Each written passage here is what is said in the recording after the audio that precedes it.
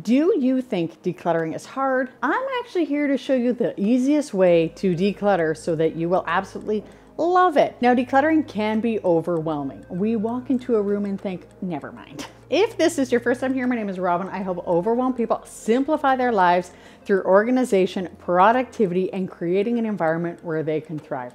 Now grab your tea and let's go.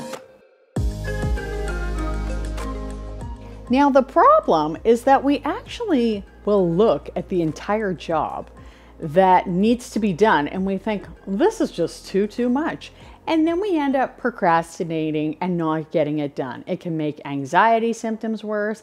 It can make ADHD symptoms worse. It can just generally bring a feeling of overwhelm that impairs our decluttering goals and process in the future. So we never actually get that home that we want.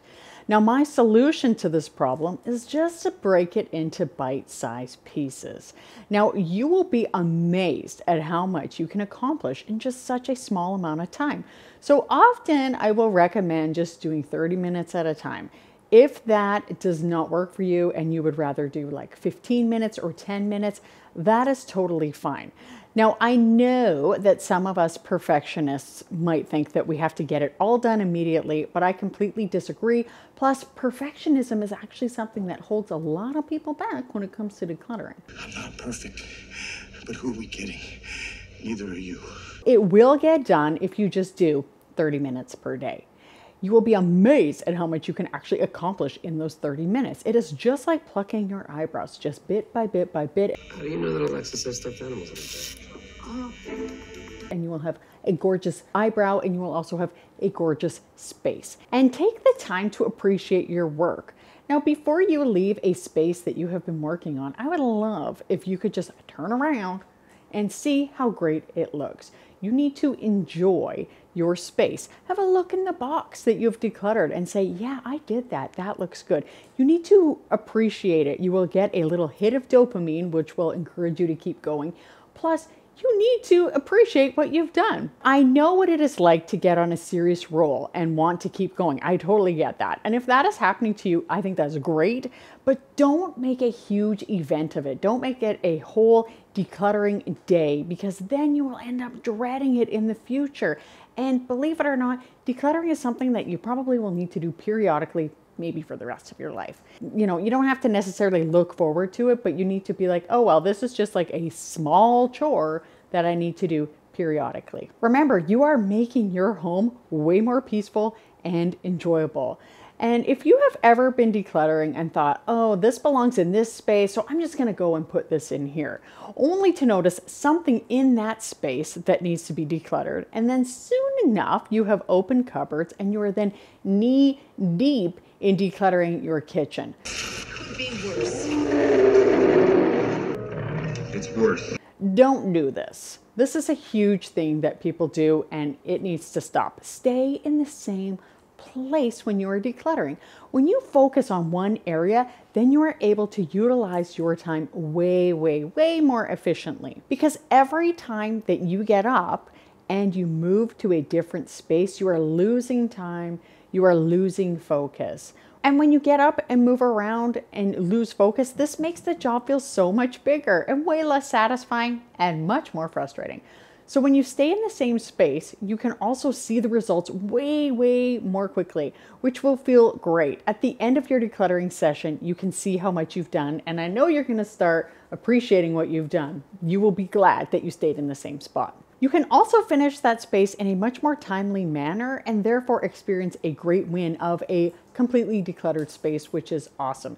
And it is so encouraging to get results. Even just decluttering something as simple as a junk drawer can be a great win. And if you just do it in 30 minutes or a couple of 30-minute sessions, you will be so happy. So when you do come across different things when you're decluttering one space, just put them in a separate container or box and return them to the proper space when you are done. Just walk around with your box and put them in the right spot. Just try not to get caught up in decluttering those spaces when you are putting things back. There is always tomorrow. Now, deciding what to keep can seem really stressful and frustrating, and we may look at an item and think, I may use this in the future, or I don't know if I should keep this or not. Here's a really simple way to decide almost everything. Basically, just ask yourself one question. Does this add value to my life? This question is applicable to every scenario that there is. It really, really is. For example, with clothing, you could be like, does this clothing fit? No. Is it adding value to my life? It could be, especially if you are actively trying to get healthier and you might be losing a bit of weight. And that might be something that you are looking forward to wearing again, especially if you enjoyed it in the past. But if you are not actively losing weight, then maybe this item is not adding value to your life, or perhaps it fits you, you just don't like it, or you don't wear it, or it makes you feel bad, or it has a bad memory. Remember, if it is not adding value to your life, you don't want to keep it.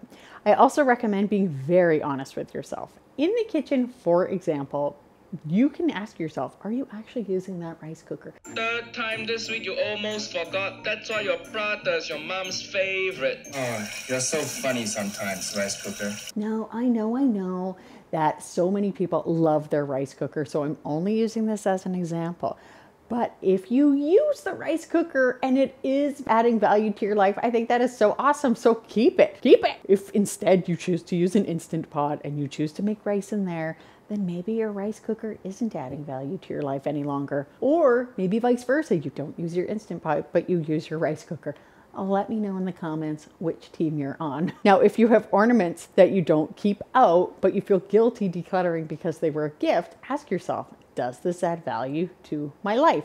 The thing is, anyone who gives you a gift probably doesn't want you keeping things that you aren't using out of guilt. If they do, then they shouldn't. That's not fair. It's not fair to give somebody a gift and then expect them to keep it for all of eternity. Once you start asking this question of, does this add value to your life? It will make decluttering things much easier and you will get to enjoy your clean house very soon. Another thing that you really need to remember when you are decluttering is to never give up. You may get tired, but keep at it.